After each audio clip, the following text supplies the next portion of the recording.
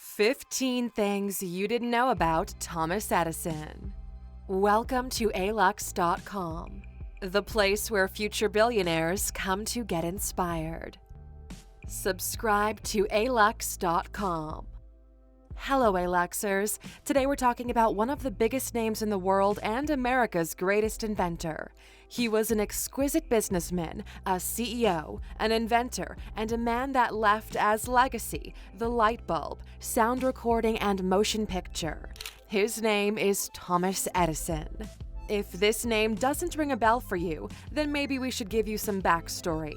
Some people say he was influential, some say he was a fraud, but all in all, most people credit him for being one of the pioneers of the modern industrialized world. He was born in the Midwestern United States, and through his lifetime, he managed to get his name on some of the most important parks, buildings, streets, and institutions throughout America. Thomas Edison was a man larger than life that is still honored up to this day. He had a long life filled with success, awards, and good friends. So, let's have a look at his life, his secrets, his fortune, and the legacy he left us. Number 1. He was homeschooled and self-taught. Nowadays, rich people and successful businessmen are all graduates of Ivy League schools and great MBA programs. More than 100 years ago, school was not the only institution that would grant a successful career. Thomas Edison, for example, was homeschooled and self-taught. Because of that, he was able to pursue his passions, read multiple books, and get small side jobs to raise money for his projects. He got his first job at 12 years old. All his knowledge came from his curiosity and working multiple jobs.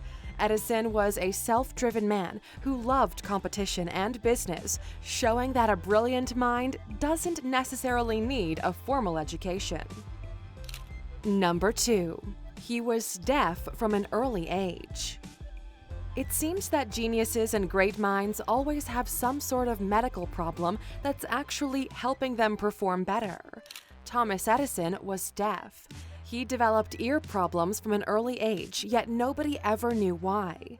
Multiple stories circulated around, but none were confirmed. However, Edison never saw the issue as a handicap or a setback. For him, it was just a veil of silence, meaning more concentration and less disturbance. Although he couldn't cure his deafness, he helped the world to see better and brought light into our lives. Number 3. He held over 1,093 patents in the US alone. Edison had a specific way of doing his work. He would spend a lot of time doing the experiments and improving it, rather than having a vision and sketching it perfectly from the start. As an inventor, he held over 1,093 patents in the US alone, and many more in other countries. He's credited for many modern things we use today, like X-rays, electric lamps, and telephones. What good is it to have a patent? Every time someone wants to use your design or product, they need to pay you. If the patent is granted to you, then it becomes your property. Even so, patents have a shorter lifespan than a copyright. Number 4. He made up fake news as a joke. Back in the day, Thomas Edison had the chance to talk to Bertie Charles Forbes, the founder of Forbes magazine. It was an American magazine that at the time needed a juicy story from Edison. He didn't want to disappoint, so he made one up. He told him he was currently working on a spirit phone to allow communication with the dead. The story was quickly picked up by other publications, even though Edison dismissed it later on. This could be considered early fake news, but Edison was also known for twisting stories and telling multiple versions. Number 5. His net worth was around $170 million. With so many patents and a profitable company under his name, Thomas Edison was a well-known businessman that managed to mix work with success. Unlike other inventors, he knew how to invest and make money, and he made millions of it. At the time of his death, he had gathered $12 million, which translates into $170 million after inflation adjustments. His leadership style was admired by many people because at that time, many people were trying to invent the next big thing and revolutionize the world. As you've seen many times on our channels, running a mega business while also juggling projects and a personal life is not an easy job. Number 6. He tortured animals just to prove a point. Edison wasn't the only one playing with electricity and breakthrough inventions. He was working with direct current, while George Westinghouse worked with alternating current. Because Edison had more support and the invention of the light bulb in his hand, he used them to bring down high-voltage alternating current. To show people just how dangerous and useless alternating current is, he used to electrocute stray dogs and cattle to prove his point and destroy his competition. Although he tried his best, nowadays we use alternating current, showing that Edison in fact was wrong. He even supported the electric chair execution because it was done with high-voltage alternating current. Number 7. He pirated hundreds of copies of A Trip to the Moon. Copyright and piracy have been a massive problem for artists and filmmakers. A lot of money and effort goes into a production and marketing, so it's only natural to support and honor that. The first movies were made a little over 100 years ago, and Edison was one of the pioneers in this industry. He made various films, but he also broke copyright. He made hundreds of copies of Georges Méliès's movie A Trip to the Moon, to the point of bankrupting him. The only benefit of this action was the fact that the movie was very well received and loved by Americans, although Méliès made no money out of it. This was all happening back in 1902. Number 8. His relationship with Nikola Tesla is overly exaggerated. Nikola Tesla and Thomas Edison are both great inventors, partners, and rivals. They were working in the same field and were fighting for the same piece of the pie. Although they weren't best friends or managing partners, history twisted their rivalry into drama and exaggerations. Tesla worked for Edison's company for a while, but then they parted ways because they wanted to work on different ideas. They had some differences and a rivalry, but nothing like bullying, fights, and bad blood.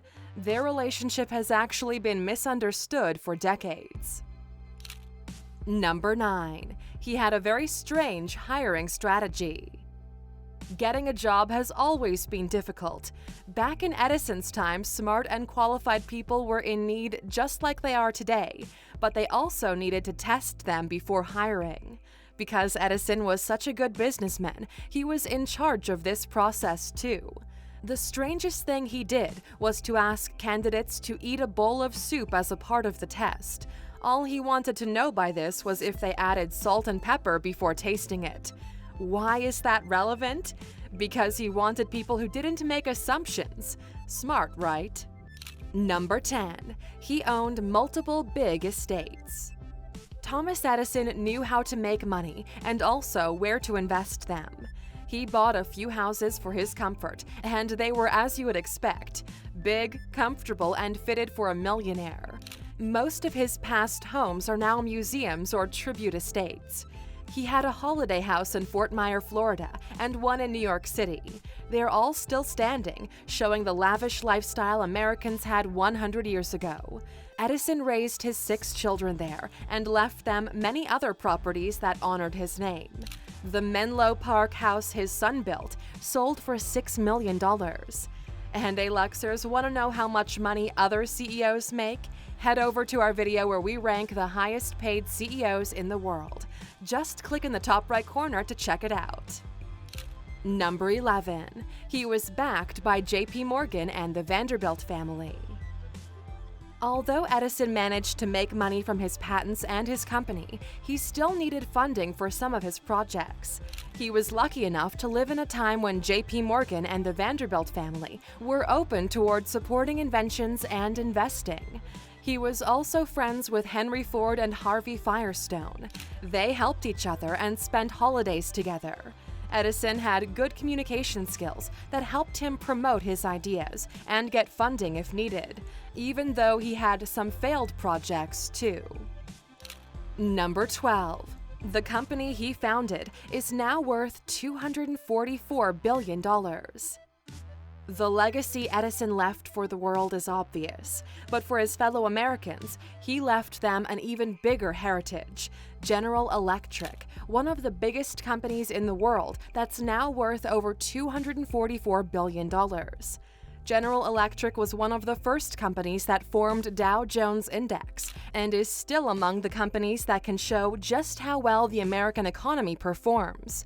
Although it was partially founded by Edison, it now has 2 employees awarded with Nobel Prizes and revenues of over $122 billion. Number 13. He proposed to his wife using Morse code. Proposals are always romantic. Whether you like them or not, they're one of the cheesiest and most tear-dropping moments for a couple. There are millions of ideas on how to propose, and each couple has a certain way of showing affection. Edison wasn't the most romantic person, but he did like to communicate in a more creative way. Since he was responsible for one of the first wireless transmissions, he used Morse code even when talking to his wife. In fact, he actually proposed with Morse code. This might have also been partially because he was almost entirely deaf. Number 14. His last breath was recorded for Henry Ford. Edison's legacy will always live on in the world because he's done so much toward modernization and comfort. Even his friends acknowledged his importance. It's said that Thomas Edison's last breath was recorded and stored in an airtight tube. This was done at Henry Ford's request by Edison's son. It now lies in the Thomas Edison Museum. The tube itself went through some crazy hands and owners, and some even claim that it's all bonkers. There are apparently 42 tubes with Edison's last breath, so it must have been quite a long one. Number 15. Footballer Pele is named after Thomas Edison. We all like to believe that our name carries great tradition and significance. Some of us get warrior names, some those of a god, and so on. The famous Brazilian football player Pele got his name after Thomas Edison. Pele was born Edson Arantes do Nascimento, but on many documents he's referred to as Edison. His father wanted to name him Edson, similar to Edison, as a tribute to the man who invented the light bulb. Unfortunately, though, everyone calls him Pele, so the reference got lost along the way. The lives of the rich and famous are always filled with crazy extravaganza and some drama. The great inventors of the last century really have outdone themselves, and it's amazing to see that in 100 years, so many things have changed, yet it seems like a lot of them are still the same. We now have electricity, smartphones, and spaceships, yet we still hire people the same way and have the same shopping habits. What do you guys think Edison was best at? Getting help from smart people around him or innovating? Let us know in the comments section. And of course, for sticking with us until the end, we have another fact in honor of Edison and his great achievements. This one's for Adele, phoning from the other side. Number 16. He said the first hello over the phone. Have you ever wondered why we say hello when we answer the phone? Who said it first and why we still use it today? Well, Thomas Edison didn't quite invent the phone, but he helped with its development. Edison was the man that urged people using his phone to say hello when answering. Alexander Graham Bell wanted ahoy to be used instead, but it didn't stick. Which makes us curious. What do you say when answering the phone? Thank you for spending some time with us, Aluxers. Make sure to like and subscribe so you never miss another video. We also handpicked these videos, which we recommend you watch next. You can talk to us on all social medias or ask a question on our website, Alux.com. Thank you for being an Aluxer, and we'll see you back tomorrow.